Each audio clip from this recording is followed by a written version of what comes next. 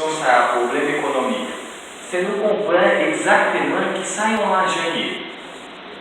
Qui ça est l'argent. Moi, je não mesmo. Que é claro.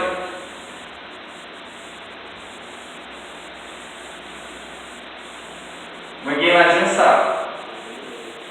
600 cruzados novos.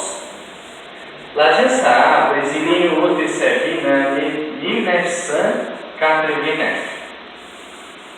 Um perimundo na época sa de que tem família o curri de l'agência. E o que tem Jeová o joelho l'agência. Nem muito a também possuir uma questão. Combien valer em l'agência ajudar?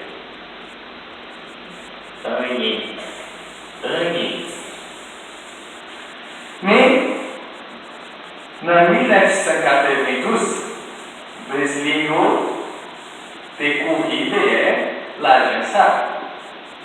100.000 cruzeiros.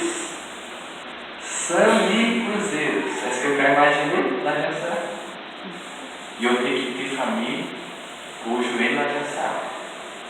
Eu tenho que ter Jeová, o joelho l'agência. E combien valer l'agência? Jogar? Amém.